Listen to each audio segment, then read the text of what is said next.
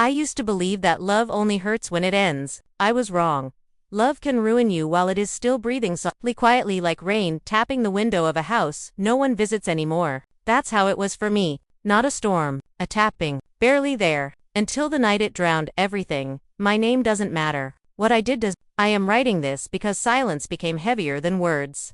And because every morning since that night, I have woken up inside a house that remembers too much.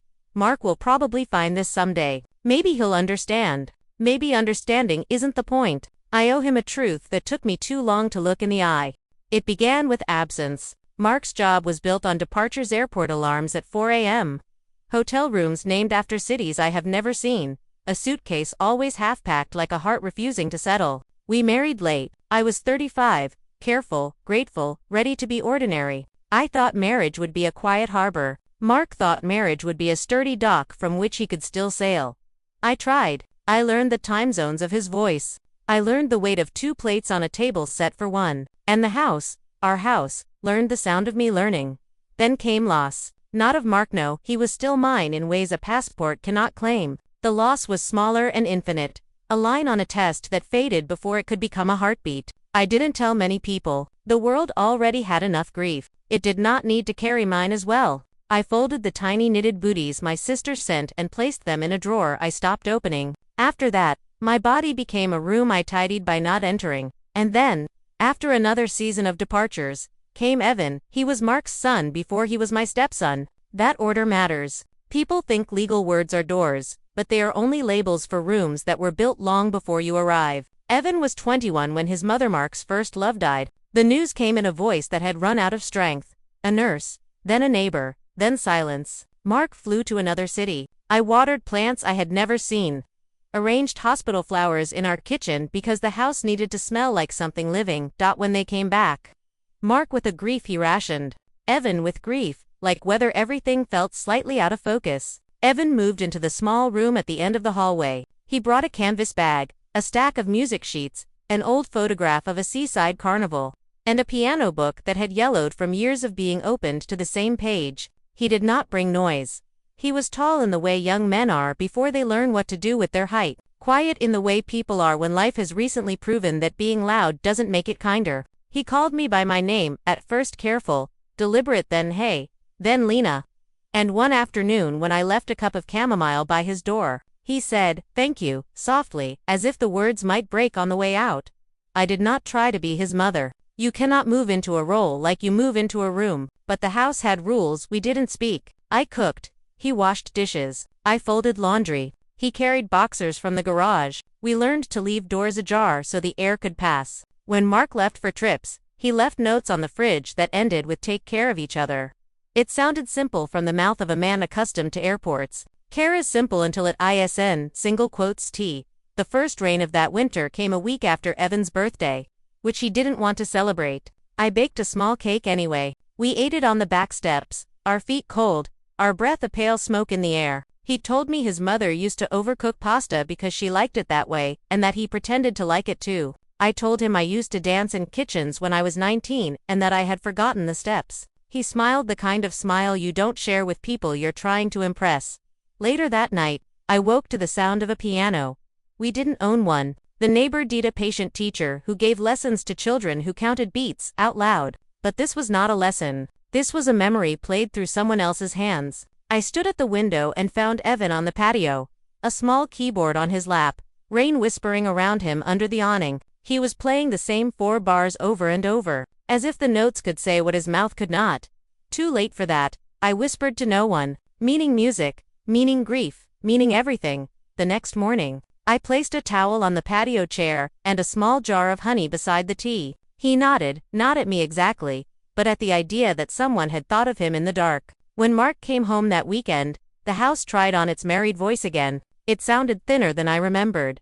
There are days that change nothing and still mean everything. A Tuesday in February, the power went out at duskwind, a line down, a neighborhood reduced to candles. We cooked by phone light, laughed when the smoke alarm forgot it had no power, and shrieked anyway. Mark read emails with the calm of a man who confuses urgency with importance. After dinner, he retreated to the den with his laptop battery like a lantern. I cleaned the kitchen slowly, a ritual more than a task. Evan dried each plate with the reverence of someone who knows that objects are also memories. When I dropped a glass, and it didn't break, we both exhaled like we had been waiting for a louder kind of disaster. Do you ever wish silence came with instructions? He asked. What would they say? I smiled. Hold here, he said, touching the edge of the counter. Let go there. His hand hovered, respectful of a distance he was trying to define. We carried candles to the living room. Wind pressed its face against the windows, a child's breath on a cold pane. Mark's voice drifted from the den, negotiating time zones with someone whose problem would still be there in the morning. Evan sat on the floor by the coffee table. I curled into the couch, blanket like a shoreline. Tell me about her, I said. Your mom. He did. He spoke in brushstrokes. How she wrote grocery lists on napkins. How she sang the wrong lyrics and didn't care. How grief felt like a coat he couldn't take off because no one had taught him where the buttons were. I listened. Listening is a kind of touch that leaves no fingerprints. When he finished, he looked away quickly, as if the air might notice him being vulnerable and take it back. Tell me about him, he asked, nodding toward the den. Mark is, I began, and tried to find a word that was not a complaint. Directional. He believes the future is a place you book in advance, and he said.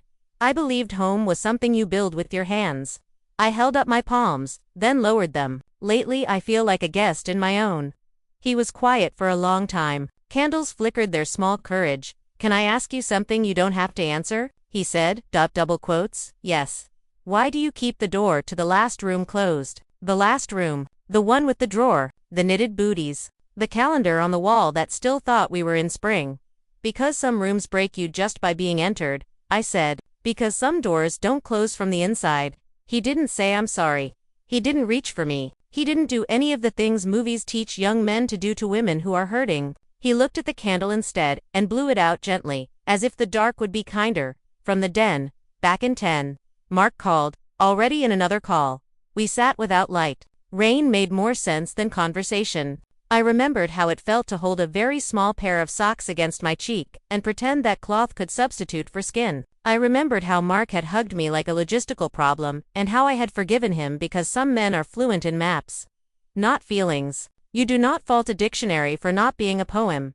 A gust of wind threw a branch against the glass. Evan flinched. I did too. Our hands found the coffee table at the same time, balancing a candle we had not relit. For a second no more his fingers rested on mine. Not a gesture. A mistake. Not intimate. Human. I could have moved. I didn't. I could have said something about the weather. I said nothing. Silence has a temperature. This one was warm enough to be dangerous. I don't know how to do any of this, he said, voice low, almost embarrassed. Be here. Be okay. It's not your job to be okay, I said. It's your job to be 19, 21, whatever number feels less impossible today. He smiled without teeth. 21. It feels like a lie. He whispered. Like I was 18 yesterday and 30 tomorrow. Some years work like that, I said. We sat until the furnace remembered itself, and the power stitched the house back together one appliance at a time. The fridge hummed awake. The den lit up like a destination on a map. Mark reappeared in a halo of screen light. There you two are, he said, casual, generous. Unaware that his words were a bridge and we were already standing on opposite sides of it. Everything okay? He asked. Yes, I said. Because that is a word marriages learn to say even when it isn't true. Evan nodded, and his hand slipped from mine without drama, without guilt. Later, when I lay in bed beside a husband who smelled like hotels, I thanked the darkness for keeping our secrets and wondered when secrets become something else.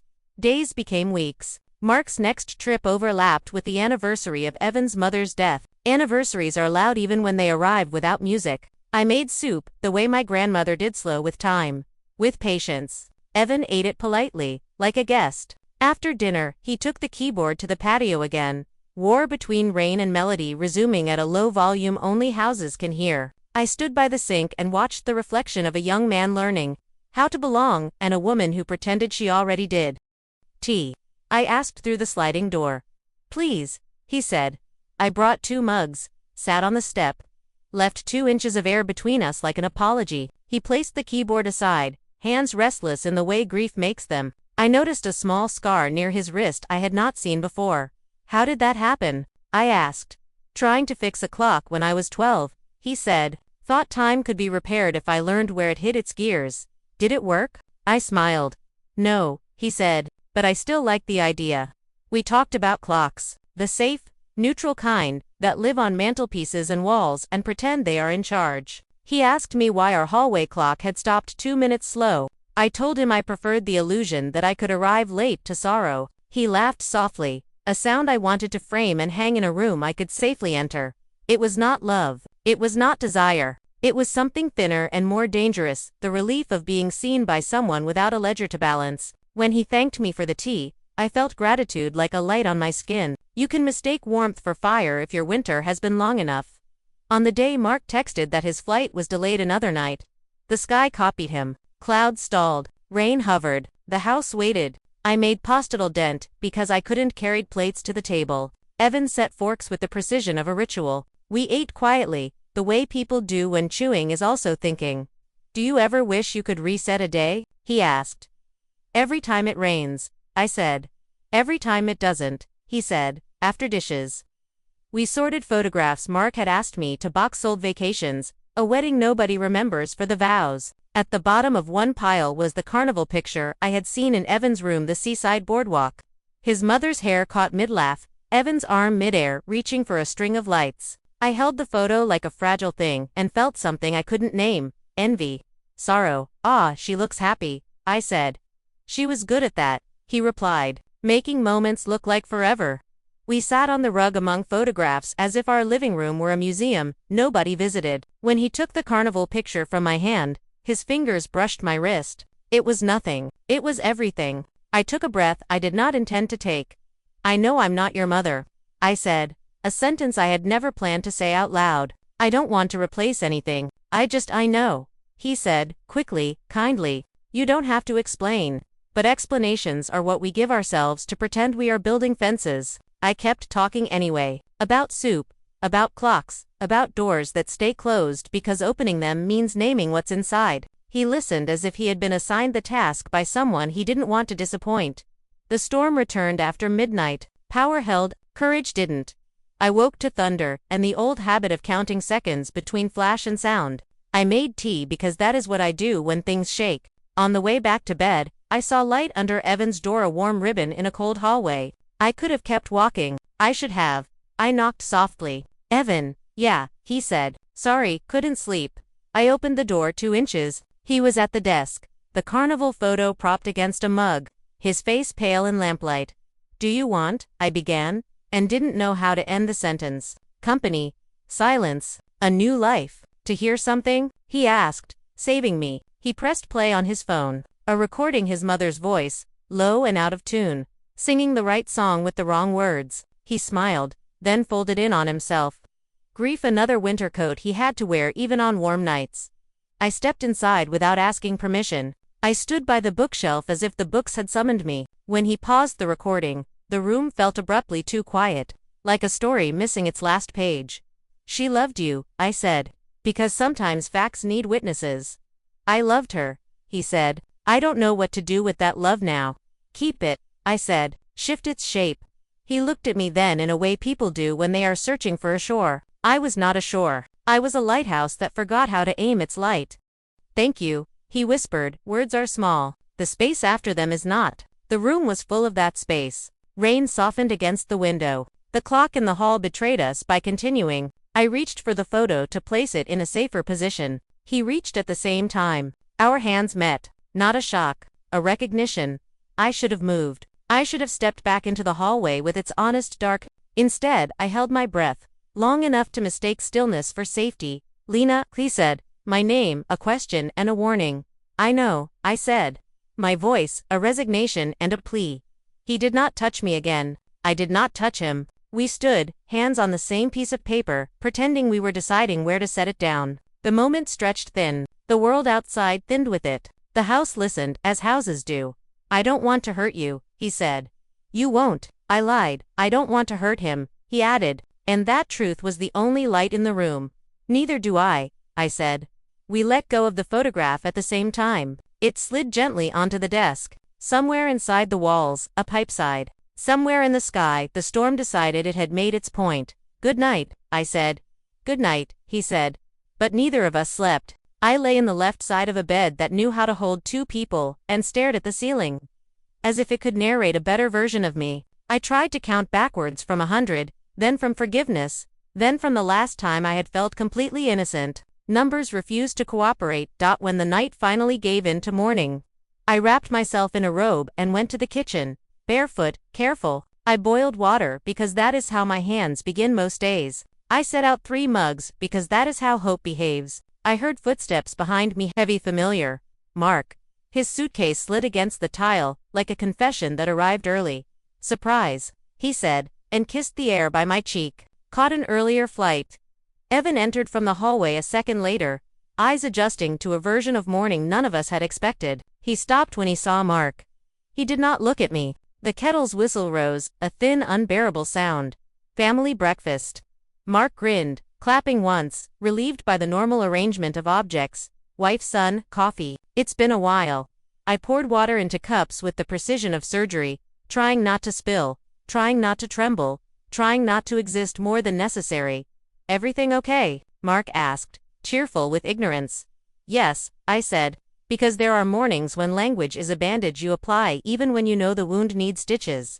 Evan sat. I sat.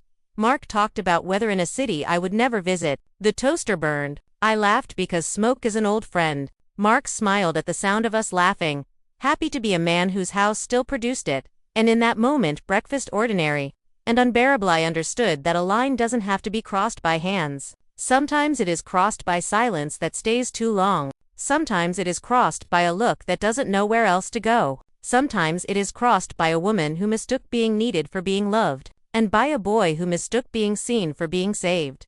I stirred honey into tea. I could not taste and placed the mug in front of Evan. The way you set down an apology, you cannot speak. His fingers brushed the handle without touching mine. Mark raised his cup like a toast. The house held its breath. He smiled at us at the breakfast table. I will write later, when ink feels braver than I am. And I realized I had just destroyed the only family I ever wanted.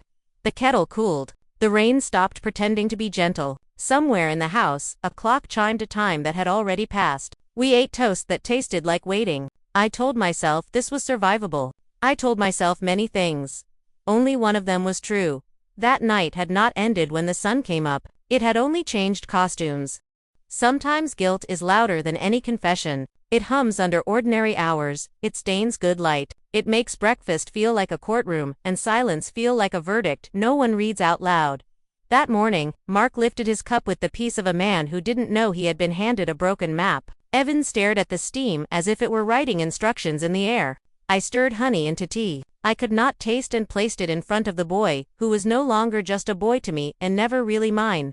Mark talked about delays and weather and the stranger in 14C, who snored like a tired engine. He touched my shoulder when he passed behind me. Habit can be tender. Tenderness can be blind. When a fork slipped from my hand and clinked onto the tile.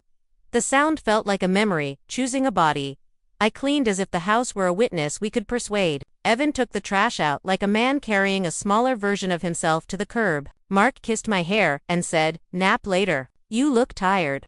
He didn't say from what. He has always been merciful in the ways that keep his world intact. The day pretended to be normal. It fooled the mailman and the afternoon light and maybe the clock, which kept counting minutes as if they all weighed the same. Mark napped. Evan disappeared into the room at the end of the hall, where music could be counted but feelings could not. I stood in front of the last room, the one I never entered, and pressed my forehead to the door like people in old movies, who pray with their bodies. You cannot make the past kinder by staring at its furniture. You cannot make the future safer by refusing to name the present. When I finally walked in, the room felt smaller than the memory of it. Dust turned sunlight into something visible. The tiny knitted booties were where I'd left them, patient as forgiveness, unclaimed as good intentions. I sat on the floor and let my back find the wall. My hands learned the shape of a grief I'd avoided by being useful. I don't know how long I stayed there. I heard the shower, the phone, a door, 2 footsteps that paused and chose not to continue. Later, I found Mark in the kitchen with an email open like a map with no legend. "You okay?" he asked. "Fine," I said, then corrected myself because I had promised, at least to the ceiling, to stop lying so politely. "Not really." He closed the laptop the way he closes hotel blinds, efficient, not unkind. Marriage is a complicated schedule, he said, half smiling, offering me his version of an apology. I'll try to be home more this month. It was, in its way, heroic. It was also like offering an umbrella to a house already flooded. I don't know how to be in this version of us, I said. We'll reset, he promised. People do. He meant it. I watched the promise sit between us like a dog that belonged to neither of us, but wanted to be good. That night he slept with the easy faith of men who have returned to their own beds. I lay awake counting the inventions we used to survive ourselves. Pillows, doors. The word later. At 3 a.m. I wrote a letter to no one, and addressed it to both of them. Dear Mark, I am not the woman you think I am, but I wanted to be. Dear Evan, I am not the shelter you hoped I was, but I wanted to be. I tore the page, not in anger, but because paper should not have to carry what mouths refused to. I made tea. I watched the sky turn the color of a bruise healing. When morning came again, Mark left for the office with the energy of a man who believes in work the way some people believe in prayer. Evan stayed in his room. I stood at the hallway clock and moved the minute hand forward 1 tick. I wanted to arrive faster at a place where the world had arranged itself into a shape that could be learned. By noon, the house had decided to be honest. It smelled like rain and detergent and the edge of a decision. I packed a small bag, a sweater, a toothbrush, a book whose ending I already knew. I left the ring on the nightstand, and then, because I am still a person who believes in rituals that cannot save, placed it back on my finger so my hand would remember what it had meant to promise. On the kitchen table, I set 2 envelopes, one for Mark, one for Evan. They were not apologies and not explanations. They were exits that tried to be gentle. Mark said, I kept a door closed for too long and it opened somewhere else. It shouldn't have. It didn't open all the way. That detail does not absolve me. I am leaving because staying would require a kind of forgetting I cannot perform in your house. If you want to understand any of this, begin with the room I never entered and the spring that never arrived. I am not asking for forgiveness. I am asking for air. Evan said, you are not my sin, and I am not your rescue. It was loneliness dressed as permission, grief dressed as understanding. This is not a love story. This is a detour that would have killed us if we'd called it a road. Be kind to the boy inside you who keeps trying to fix clocks. Time will forgive you. I'm learning how. I didn't sign either. Names matter when you're framing photographs. They're less useful when you're trying not to drown. I took the bag and the umbrella and walked out into a rain that did not care what it landed on. The bus stop at the end of our street held its usual congregation of weather and waiting. I chose the back bench at the station because leaving feels less like betrayal when you do it quietly. I had meant to go to my sister's. But trains are good at convincing you that destinations are a detail. I stared at the board. A city I had never been to glowed with false invitation. The arrival platform tasted like coffee and someone else's perfume. Lena, a voice said. Careful with my name. Evan.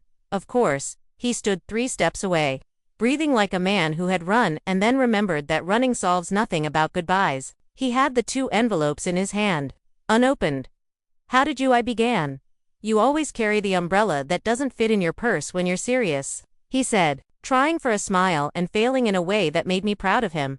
I wanted to say turn around. I wanted to say thank you for coming. I wanted to say 1,000 smaller, kinder sentences. What came out was true and unhelpful. I can't stay, I said. I know. He said the station announcements arranged themselves into a language we didn't need. A child somewhere laughed like proof that the future still accepts applications. I'm leaving the house, I said. Not because of you. Not only because of you. I told him, he said, throat tight. Told him what? That I'm not okay, he said. That I need space. I didn't tell him. He looked at the envelopes. I won't. I sat. He sat. We watched a train pretend to be a solution. I handed him his envelope. He didn't open it. He held it the way people hold postcards from places they will never visit. When my mother died, he said, voice low, I promised I wouldn't make grief into a home. I think I made it into a habit instead. Habits are just griefs that put on aprons, I said. They tidy while you don't look. He laughed once, quietly. Then he swallowed the laugh, as if it might embarrass the train. What happens to us? He asked. Nothing, I said. And meant it in the old-fashioned wind the way you mean when you extinguish a match by refusing to breathe near it. This is where the story becomes a room with 2 doors. You leave by yours. I leave by mine. You're good with rooms, he said. No, I said. I'm good at pretending walls are instructions. A gust of wind dared the umbrella to behave. I lowered it. We sat unprotected for one honest minute. I'm sorry, he said. I know, I said. Are you? He looked at me, really looked, like the patio night when the keyboard was a confession. Yes, I said. I am sorry for what didn't happen and for what almost did. I am sorry for teaching you that comfort and courage sometimes wear the same coat. I am sorry for letting loneliness borrow my name. The platform clock clicked forward. He stood and then sat again. We were not saying goodbye to each other. We were saying goodbye to a version of ourselves that had auditioned for a role we were not allowed to play. When you go back, I said, be gentle with him. His love language is departure. He thinks returning counts as poetry. I'll try, he said. Good, I said. And Evan, he waited. Find a way to keep the music without turning it into a weapon, I said. Against yourself, against anyone. The train arrived. People did what people do when metal promises forward motion. We didn't move. Where will you go? He asked. Somewhere with a kitchen that forgives burned toast, I said. Somewhere close to a library. Somewhere anonymous enough that mornings are honest. He nodded. Will you write to him? Yes, I lied again. But the lie was kind and that counts for something in cities. He took a step back, then one forward, then stopped. If I ever become someone better than this version of me, he said, I'll send proof. Don't, I said, just become him. We didn't hug. Some distances are meant to be honored like graves. He left by one staircase. I left by another. My train's windows turned the world into a long, wet sentence without punctuation. I thought about how love is not a promise of safety. It is a way of saying, I will remember your hands even when mine forget what they're for. I rented a room with a window that looked at a tree that knew how to lose its leaves without making a scene. I worked at a used bookstore where stories came to retire and sometimes be adopted. In the afternoons, I shelved biographies and thought about how every stranger in those pages had believed they were doing the best they could with their particular storm. Nights were his. Not in the romantic way. In the echo way. I made soup for one. I opened the last room inside me and packed what needed packing. I walked by the river and forgave water for moving on. Mark wrote twice. The first message was administrative keys bills, the dry cleaner who knew his shirts better than his friends did. The second was a quieter thing. I loved you the way I understood love. I'm sorry that was a dialect you could not live in. I didn't answer. Some letters don't need replies. They need a place to sit and not be interrupted. Spring found me anyway. It always does if you stop barricading the door. I started volunteering at a hospice because endings are honest there and honesty can be a kind of oxygen. A woman with birds in her voice taught me how to change sheets without waking memory. I learned how to pour water for hands that don't ask but still need. On the anniversary of the February storm, I bought thyme and planted it in a chipped mug on my windowsill. The plant leaned toward light with a stubborn grace I envied. When it took, I cried like a woman who had misread too many instructions and finally found one that fit.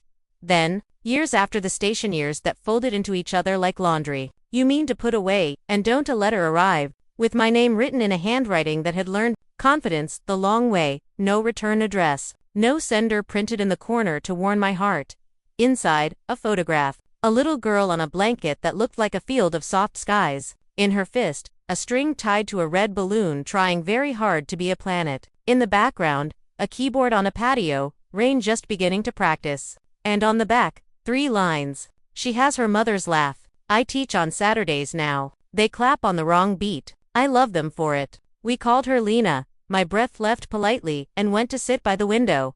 I read the name again. There are words that aren't just sounds. They are doors you used to keep closed and now, somehow, are allowed to pass through without bleeding. I turned the photograph over and over until the edges warmed to my hands. I imagined a small girl learning how to keep music company. I imagined a young man no longer a boy resisting every cheap inheritance sorrow had tried to hand him. No explanation, no excuse, no apology, just proof.